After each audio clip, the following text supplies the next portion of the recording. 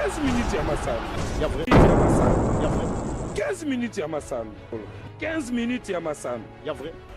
Basango ya masano ya ndembo. Foot. Masano ya makofi. Bibotu tomo katolo kola libanda. Basket, volley, handball, topé, rugby, tennis de table, ping-pong, long tennis. Tous les jours. Ya vrai. 15 minutes ya masano. Boye bolam bande ko antine edition na 15 minutes masana mko lelo to pesi bino mbote pe to tombe bino bande poso elamu na bino banso ba bozo kata onyo so ba ko molano ma ko nda basango na nzila ya 15 minutes ya masana e bongo pona edition mko lelo bande ko antuko bon mambi matali formation ya ba entraîneur licence CK faut ko pesa bongo na Goma to ko pe mambi matali bongo assemblée générale extraordinaire. Il y a entente, il y a football, il y a Kinshasa Changu pe to ko sukisa bongo na mi matali conseil national ya sportes, il y a RDC. 15 minutes ya masano. Ya vrai. Jamais ezala, jamais salama na TV moko awa na leo. Bongo to fonga basango na biso bali konda 15 minutes masano pona ko talisa bino ete. Sima yengo mokonzi Kinshasa na biba tali bongo malakisi ya entraîneur licence CECAF, direction technique nationale ya Fédération congolaise ya football association Fekofana Mokuse na Bokambe mi directeur technique national Médard Lusadisu Basilwa ba ingela ki bongo na ville ya Goma uta poso moleki kuna na sima topé samedi 5 août 2023. Nde ba entraîneur Tukumisa Tonde bandimela ki bongo mbela ya direction technique nationale po ya kobakisa boyebi bwa bango na mbi matali bongo mosala ya bango ya ba entraîneur esengeli koyeba ete ba entraîneur e ba bengami bakoza bongo malakisi po ba catégorie ya bana komanda 13 kino 15 ans pe ba uti bongo na province kilikili ndenge sayemaki awa oyongo wa mokonzi Kinshasa.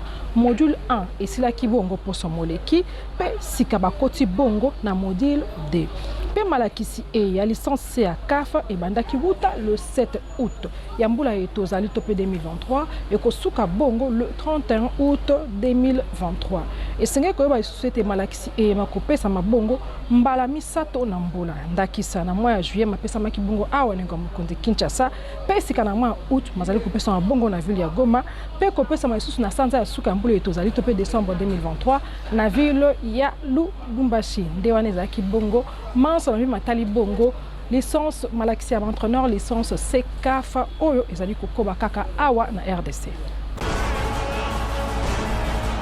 15 minutes ya masano. Ya vrai. Jamais ezala, jamais salama na TV moko awa na leo.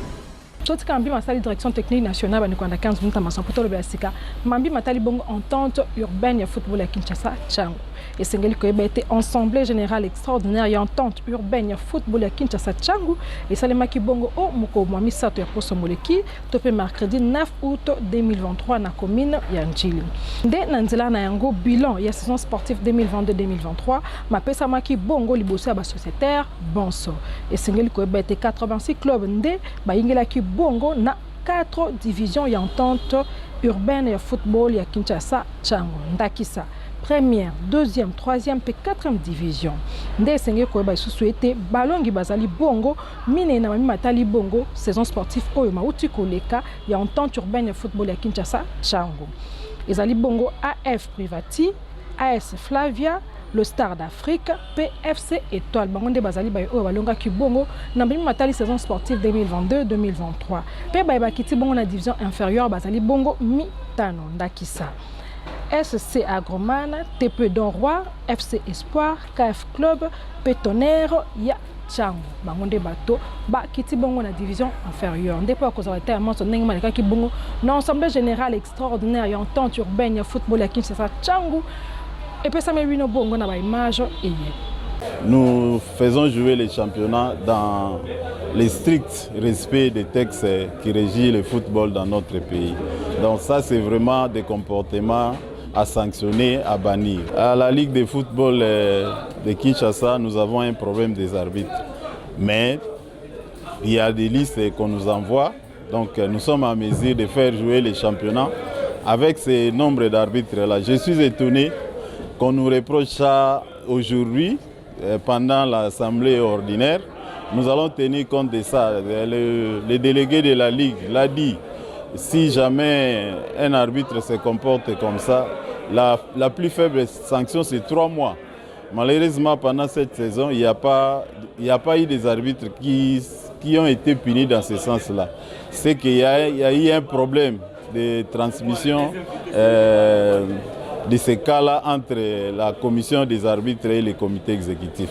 On va tenir compte de ça pour la saison prochaine. Difficulté ezali dans sur toza biso nyonso na kati ya RDC na ville ya Kinshasa. Organisation ya championnat eza plus basociétaire. Basociétaire baza penda na possibilité ndenge ezalaki liboso te pour faire face na ba makambo yo championnat ezosenga, notamment ba droit de participation, passage na centre, ainsi de suite, validation, revalidation. Moi ba possibilité eza ya kokita bango yango pe ezosala ke championnat, niveau ya championnat eza ya kokita. De deux eza makambo ba terrain na niveau ya hôtel de ville, puisque ba terrain eza pona hôtel de ville commune, mais batikela biso charge ya réhabilitation ya ba terrain, toza na difficulté, ba sociétaire financièrement baza makasi te, biso pe entité par conséquent financièrement toza makasi te, tozo connaître ba difficulté na terrain. Et puis de trois, ba dirigeant entre bango ba match à complaisance ezosala ki botoza na difficulté bino bokolinga championnat za makasi, mais entre bango ba arrangement ezosalama pona ba match à complaisance. Il faut totelemela likambwana makasi, sinon ekobebisa ba championnat na biso. L'essentiel à retenir, c'est que dans l'ensemble le championnat s'est quand même déroulé normalement. Et cela est conformément à tous les textes qui régissent le football en République démocratique du Congo. Mais un élément à épingler qui est un peu triste, heureusement que tout le monde est conscient qu'il faille corriger cet aspect, c'est une espèce de ce qu'on a appelé coalition négative. Au cours du championnat, il a été signalé l'existence d'un groupe qui a commencé, comme je l'ai dit à la fin de l'Assemblée, qui a commencé à défendre les intérêts des uns au détriment des intérêts des autres. Or, les textes mettent tous les clubs sur le même pied d'égalité. C'est-à-dire que tout le monde a toutes les chances de gagner et de sortir champion.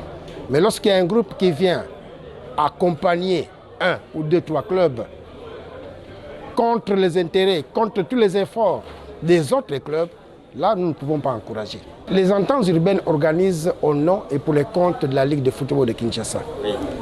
C'est la raison pour laquelle la Ligue accompagne les ententes, accompagne et encadre les clubs. Nous avons notamment des journées pédagogiques que nous organisons régulièrement pour ramener les clubs vers le texte, vers la stricte application des textes. Parce que la force du sport en général et du football en particulier, ce sont les textes. Tout est déjà balisé.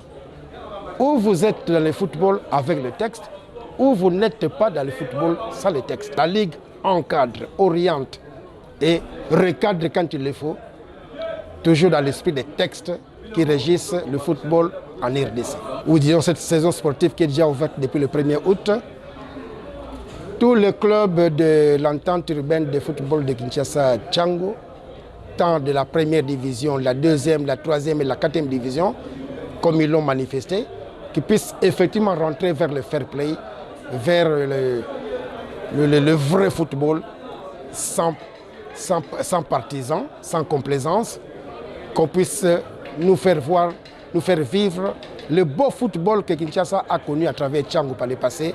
D'ailleurs, vous le savez, Tchango a donné de très grands joueurs, parmi les meilleurs joueurs à la République du Congo, des joueurs qui ont fait la fierté du Congo en Afrique. 15 minutes ya masala. Ya vrai. Jamais ezala, jamais salama na TV moko awa na leo.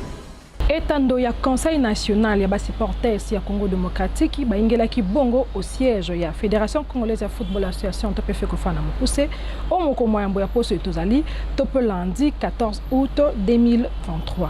Tina boye yu bango ezalaki bongo po ya kotia pole na mambi matali bongo championnat national o ezali bongo na mwa mikakata na olenge biso ban santo yebi nde po ya kopesa pole na manso edi mopepe muye Christian o azali bongo président ya structure eye atalisaki bongo tina boyo bango liboso ya comité ya normalisation ya fekofato pe Conor na mopuse ba détail mapesa melbino bongo na ba image oui toyaki etant que ba responsable ma supporters bazo tuna championnat kozala to ekozala te ekobanda to bana te koto toyo kibo koto toyo kibo étant responsable toyi kozela te to kende to lobaka kani photo ya toyo kaba concerné c'est pourquoi toyaki lelo to mona organe technique to solola to eba qu'est-ce qui bloque qu'est-ce qui ne va pas et to jubelema to sololi to moni keza moi makamo ya mike ba kobongisa facilement toyoki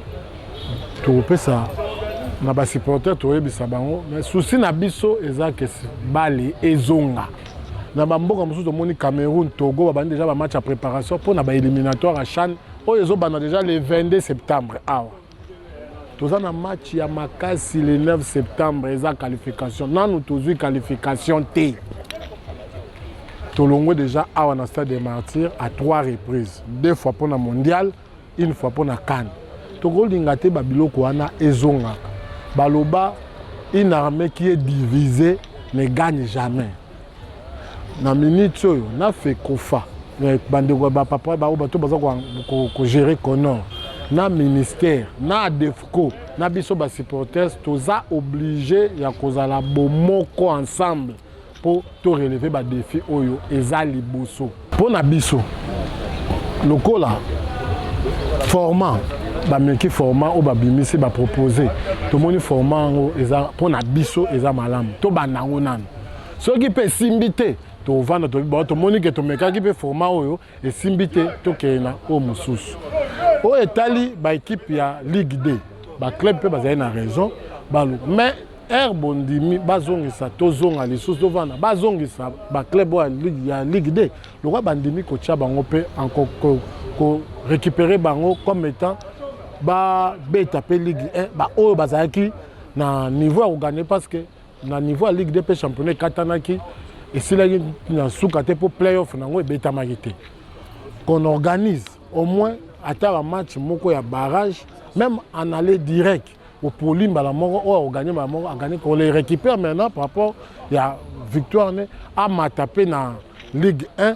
Comme ça, on peut avoir ne fût-ce que 24 équipes ou 23. On n'a pas besoin de l'objet dans la logique. Tout ce qui est Kibomoto. Ce qui est l'objet bon, Batouba Matakar, mais Batouba Kitate, ils appellent injustice.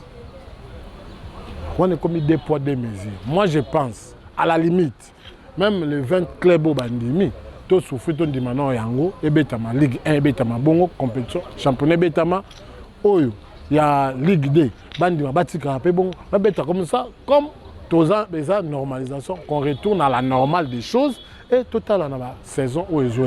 Pour nous, ce qui est important, tous dans la équipe, il y a Makasi, pour tous dans l'équipe nationale, il y a Malam ou il y a Makasi. 15 minutes ya masala ya vrai jamais ezala jamais salama na TV moko awa na leo kaka na lokasa na mandeko anda 15 minutes masano singe ko eba ingela ki ye moko te bazala ki bongo mingi oyo ba ya ki bongo po akotalisa bongo souci ya bango na mambi matali bongo championnat national. Marcelin Mukuba azali bongo président des défenseurs ya club pe vice président ya conseil national ba supporters ya Congo ataki pe aye mukoto na matali boye babango liboso ya Conor ya Fédération Congolaise de Football Association batay mapesa mebino bongo na ba image et toye kota la Conor étant organe ya sport ya mboka na biso par rapport na reprise ya championnat.